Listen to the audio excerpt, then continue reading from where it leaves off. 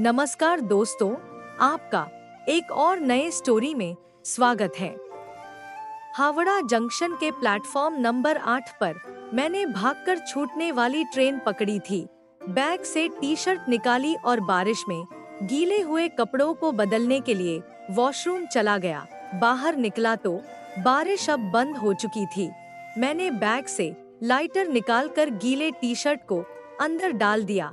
डब्बे के दरवाजे के पास खड़ा हुआ और कानों में ईयरफोन और होठों के बीच सिगरेट डाल ली। बिना किसी के संगीत और ना ही कोई बातचीत के ईयरफोन बेवजह ही कानों में पड़ा हुआ था।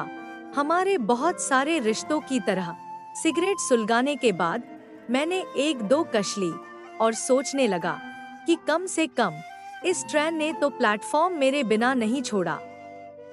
जब मैंने पूरा सफर इसके साथ करने की ठान ली थी, इन सब उधेड़-बुन के बीच मेरे सामने वाले जेब में झंझनाहट हुई तो मैंने मोबाइल निकाल ली।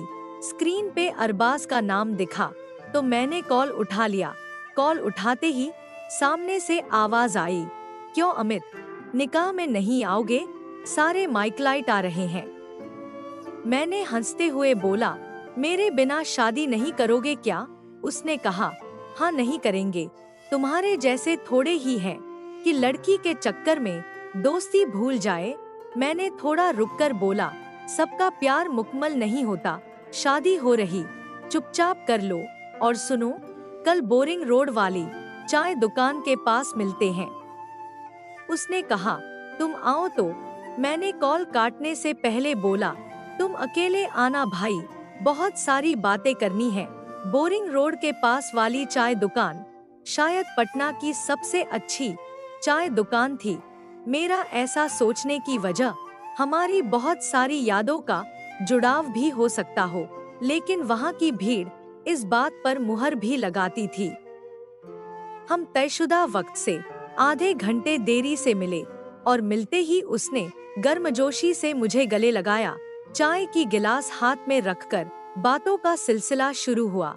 मैंने कहा, हमारी पिछली मुलाकात शायद 5 साल पहले हुई थी। उसने कहा, तुम ही व्यस्त हो गए हो, पहले कोटा और अब तो बड़े लोग हो गए हो। कॉलेज जाते ही तुम भूल ही गए, ऐसे लगता है कि सारे ऑपरेशन तुम्हें ही करने पड़ते हैं। मैंने उसे बोला, अरे यार ऑपरेशन छोड़ो, अभी तो रोज पास फेल होने के दरमियान कहीं खोए हुए हैं। उसने भी मुंह नाक सिकोड़ते हुए बोला, भक्का, तुम प्रतिभाशाली लड़के हो, सब कर लोगे। मैं मुस्कुराने लगा। फिर उसने पूछा, तुम एनआरएस मेडिकल कॉलेज में हो ना? क्या हंगामा हुआ था और डॉक्टरों की पिटाई हुई हुई थी? तुम्हें चोट तो नहीं आई थी उस वक्त? मैंने कहा, हंगामा नहीं, आंदोलन हुआ था। और फिर मैं सरकारी नीति और शिक्षा व्यवस्था को कोसने लग गया। उसने बीच में बात बदलकर अपने होने वाली बेगम की तस्वीर दिखानी चाही। मैं मजाक में कुछ बोलने ही वाला था कि मेरा ध्यान सामने के बरगद पेड़ के पास खड़े एक लड़के पे पड़ी और मेरे मुंह से अपशब्द निकल पड़े। उसने बोला, ये क्या है भाई? किसको गाली दे रहे हो? मैंने इशारे से उस लड़के को दिखाया। उसके साथ एक लड़की भी थी जो स्कूटी पे बैठी थी और दोनों एक ही सिगरेट से कश लेकर बातें कर रहे थे। अरबाज ने गाली दी और कहा, अच्छी लड़की दिखी नहीं कि तुम्हारी नियत खराब हो गई। क्यों उस लड़के को गाली दे रहे? बेचारा बात ही तो कर रहा है। मैंने कहा, इस लड़के से मेरा गहरा नाता है। तब तक लड़की ने स्कूटी चालू की और लड़का पीछे बैठा। फिर दोनों आंखों से ओझल हो गए। मेरे दोस्त ने पूछा, जानते थे तो मिले क्यों नहीं उससे? कम से कम लड़की से जान पहचान तो करा देता। कितनी खूबसूरत थी। मैंने कहा, मैं जानता हूँ उसे, शायद वो मुझे नहीं जानता। अरबाज ने झुंझलाते हुए पूछा, तो कौन है ये? मैंने कहा, समझ लो इस माइकल वाले को। उस डीएवी वाले ने इश्क की जंग में मात दे दी। अरबाज ने हंसते हुए कहा, अच्छा तो ये आपके रकीब हुए। मैंने गुस्से वाली नजर से उसे देखा तो उसने कहा, इस बात को लेकर इतने संजीदा हो, तो मुझे माफ करना। उसके ऐसा कहते ही मेरी आंखों नम हो गई और मैं आंखों को अपने दोस्त की नजर से बचाने के लिए इधर-उधर देखने लग गया।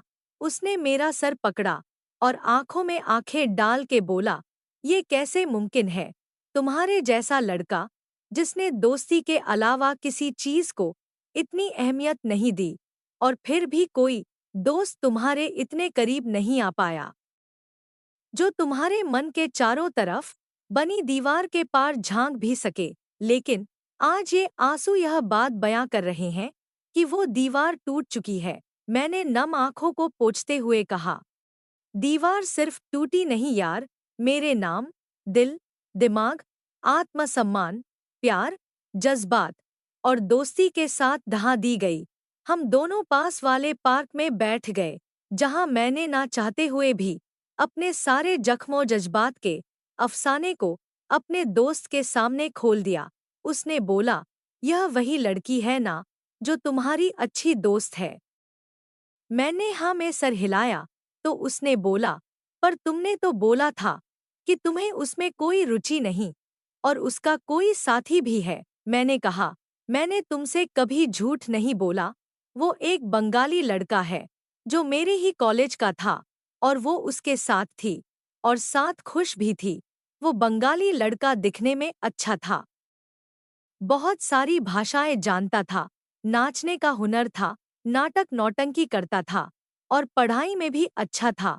उस लड़के में वो सब था जो लड़की चाहती थी, और मैं तो बेवजह ताव में रहने वाला साधारण लड़का था जो उस वक्त इसे दोस्त के अलावा कुछ नहीं समझता था।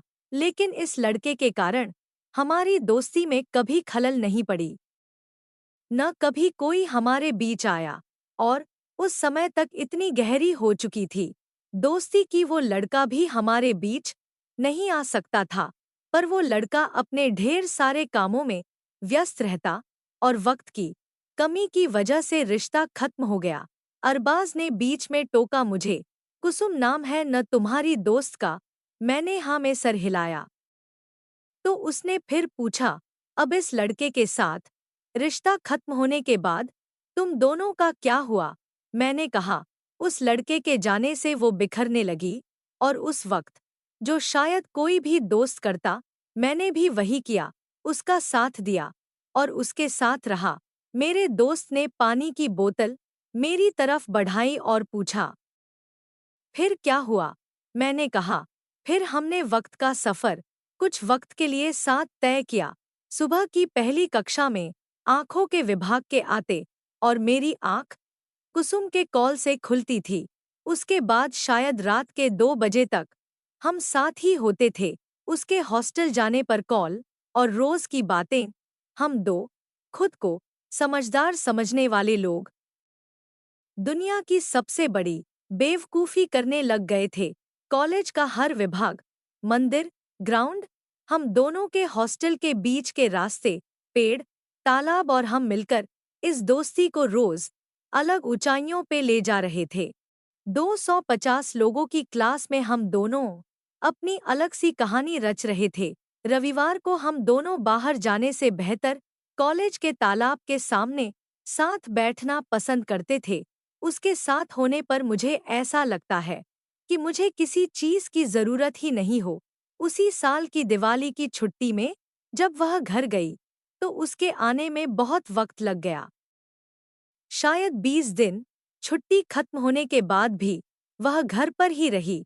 इसी बीच मेरी बात एक लड़की जो मेरे कॉलेज की ही थी, उससे होने लग गई। अरबाज ने टोका, यही थी न स्वाति, जिसने तुमसे अपने इश्क का इजहार किया था? मैंने कहा, हाँ, स्वाति ने अपनी बात मैसेज कही थी और मैंने आत्तन स्क्रीनशॉट लेकर कुसुम को भेज दिया। उस वक्त उसने मुझे कुछ नहीं बोला और मैंने उसकी नाराजगी को उसकी व्यस्तता समझ स्वाति में मशगूल रहा। फिर उसके कॉलेज आने के 3 दिन पहले उसने कॉल किया और सब बदल गया। अरबाज ने हैरत से पूछा, ऐसी क्या बात हो गई? मैंने कहा, उसने मुझसे कम बात करने की, व्यस्त रहने की शिकायत की। तो पता नहीं क्यों, पर मैंने उसे ही डांट दिया, तो उसने गुस्से में कॉल काट दिया। उसने पहली बार मुझे व्हाट्सएप से ब्लॉक किया था। मुझे नहीं पता कि लोगों की जान निकले तो कैसा महसूस होता है, पर शायद ऐसा ही होता होगा जैसा मुझे उस वक्त लग रहा था। 2 दिन बाद उसने वापस कॉल किया और फिर हम दोनों के जज्बात उमड़ पड़े। वो रोने लगी और उसने कहा, ऐसा लग रहा था जैसे तुम मुझसे छूट रहे थे। मेरे पास तुम्हारे अलावा कोई नहीं है और ऐसे में तुम दूसरी लड़कियों से बात करते रहो। इस बात पर मैं हंसने लगा और बोला, तुम्हारी जगह कोई कभी नहीं ले सकता, लेकिन कभी तो ऐसा वक्त आएगा ना, जब तुम्हें कोई पसंद आएगा। और फिर मैं क्या करूँगा? उसने कहा, मुझे कभी कोई पसंद नहीं आएगा। और तुमने अगर उस लड़की से बात बंद नहीं की, तो मुझसे दोबारा बात मत करना। मैंने उससे बस इतना कहा कि तुम नहीं तो कोई नहीं, और उसके कॉल रखते ही मैंने बिना सोचे स्वाति को हर जगह से ब्लॉक कर दिया। लेकिन उसके बाद उसके लिए मेरे जज्बात बदल चुके थे। अब मेरी नज़रों में हम बस दोस्त नहीं रह गए थे। अगली सुबह उसे कोलकाता वापस आना था। सियालदह स्टेशन, जो हमारे कॉलेज के पास में ही था, वहां मैं भागते हुए पहुंचा। 7 बजे सुबह उठते ही मैंने जैसे उस दिन किसी और को देखा ही ना हो। और फिर उस दिन मुझे ट्रेन से उतरती दुनिया की सबसे खूबसूरत लड़की दिखी। मुझे ऐसा लग रहा था जैसे मैंने इसे पहली बार देखा हो और मुझे देखते ही प्यार हो गया हो। आते ही वो मुझसे लिपट गई और मुझे याद नहीं हम कितनी देर ऐसे रहे, लेकिन यह बात मैं पूरे यकीन के साथ कह सकता हूँ कि हर एक बीतते पल के साथ मेरा प्यार बढ़ता चला गया। अलग होने के बाद भी हम इतने करीब तो थे ही, उसकी पतली नाक और मेरे चपटी नाक के बीच दूरी बची ही नहीं थी।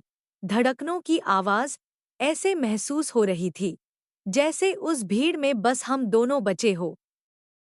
लोगों के पास होने के आभास बाद हम वहां से वापस कॉलेज चले गए। आने वाले कुछ महीनों में हम बेहद करीब आ गए, लेकिन हमने ना कभी रिश्ते पर चर्चा की, ना ही कभी बाहर जाने को अंग्रेजी वाले डेट का नाम दिया। अरबाज ने बीच में टोका, फिर तुम दोनों के बीच यह पटना वाला लड़का कैसे आ गया? मैंने अब हंसते हुए बोला, यार, जिंदगी में जब सामने वाला शायर हो, लड़की का पड़ोसी हो, बचपन का दोस्त हो, तो चुपचाप हार मान लेनी चाहिए। मैंने जिंदगी में 2 ही उपलब्धियां हासिल की थी, एक मेडिकल कॉलेज में मेरा दाखिला और दूसरा कुसुम से मेरी दोस्ती। वह लड़का तो उसका बचपन से दोस्त था और इन सब के साथ वह मेडिकल कॉलेज में भी था। कुसुम की बात शायद ही मैंने कभी टाली हो, लेकिन जब उसने मुझे इस लड़के से मिलने के लिए मेरे साथ पटना जाने की जिद की, तो मैंने मना कर दिया और नाराजगी भी जाहिर की। वह पटना तो नहीं गई, लेकिन उसने मुझसे बात बंद कर दी। 1 हफ्ते बाद मैंने उसे उसी लड़के के साथ मेरे कॉलेज के उसी तालाब के पास बैठे देखा, जहां हमने साथ बैठकर जिंदगी की हर बात की थी। मुझे लगा जैसे मुझे मेरे ही घर से बेदखल कर दिया गया हो। मैं तमाशा देखता रह गया। मैं परेशान था, और ऐसा नहीं था कि मैं पहली बार परेशान हुआ था, लेकिन मेरे साथ हर बार मेरी दोस्त होती थी, जो अभी नहीं थी। मैंने बात करने की सोची, लेकिन उसके व्हाट्सएप के स्टेटस में उन दोनों की फोटो, जिस पर एक कविता जो इस शायर लड़के ने ही लिखी थी, मुझे दिखी। और फिर मैंने गुस्से में बात ही नहीं की। हफ्ते बाद उसका कॉल आया, तो हमने घंटों बात की, लेकिन ना मैं शिकायत कर पाया और ना हमारे रिश्ते के बीच की उलझन सुलझ पाया। मेरे मन में बहुत सारी बातें थी जिसे मैं अपने दोस्त को ही नहीं कह पा रहा था।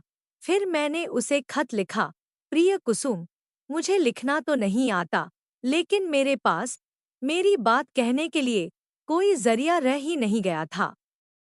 मुझे प्यार करना नहीं आता, ना ही मैं कोई शायर हूँ, ना कोई गिटार बजाने वाला, ना तुम्हारे पड़ोस का कोई दोस्त।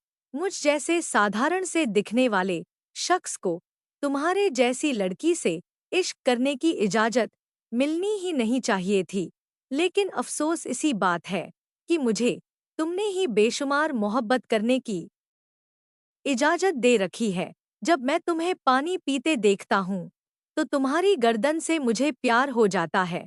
तुम्हें लीपापोती करने की आदत नहीं, लेकिन जब तुम्हारे होठों में बस हल्की गुलाबी रंग चढ़ती है तो तुम्हारे होठों से प्यार हो जाता है। चेहरे से टकराने वाले बालों से प्यार हो जाता है। गुस्से में देखती हो तो तुम्हारी आंखों से प्यार हो जाता है। हंसने पर तुम्हारी नाक से, और जब बेहद करीब हो तो तुम्हारी सांसों से मुझे प्यार हो जाता है। मुझे दुख इस बात का है कि मैं दोस्ती और प्यार के बीच अंतर को मिटाते मिटाते तुम्हें ही अपने जहन से मिटाने लग गया हूँ। ये दोस्ती तो खूबसूरत झील सी है जिसे हजारों सालों बाद एक दिन घने जंगल में बदल जाना है। इस बात का इल्म है मुझे, लेकिन इसे कचरे से भरकर मरने के लिए नहीं छोड़ना चाहिए था। फिर हम दोनों को किसी पर्यावरण के हितैषी की तरह रोज बचाने की कोशिश करते हुए देखना बहुत तकलीफ देता है। मैंने कहा था कि तुम्हें बेशुमार प्यार करने वाला चाहिए। शायद मैं नहीं कर पाया, या शायद दोस्ती नहीं निभा पाया, और कभी कभी मैं खुद को बदसूरत लगने लगता हूँ। सोचता हूँ काश तुम्हें पसंद आ पाता, या शायद ज्यादा सोचने लगा हूँ। लेकिन अब कर भी क्या सकते हैं, जो है सो है। अच्छी बात यह है कि अभी वक्त है हमारे पास, और मुझे उम्मीद है कि झील पहले से अधिक खूबसूरत दिखेगी। उसका जवाब आया। इसके बाद मैं कुछ कह नहीं सकती, बस इतना बोलूंगी कि तुम्हारे बिना मुझे कुछ नहीं चाहिए। मैं तुम्हें खो नहीं सकती। जानते हो अमित, एक दिन ये सब खत्म हो जाएगा, और उस शाम भी मुझे हर शाम की तरह तुम्हारी ही तलाश रहेगी। अरबाज ने झुंझलाते हुए पूछा, इस बात का क्या मतलब? मैंने मुस्कुराने लगा और थोड़ी देर बाद बोला, ये बस मैं समझ सकता हूँ, लेकिन तुम्हें समझा नहीं सकता। अरबाज ने मुझे गले लगा लिया और फिर बोला, चलो चाय पीते हैं। साथियों, अगर स्टोरी अच्छी लगी हो तो वीडियो को लाइक और हमारे चैनल को सब्सक्राइब कीजिए।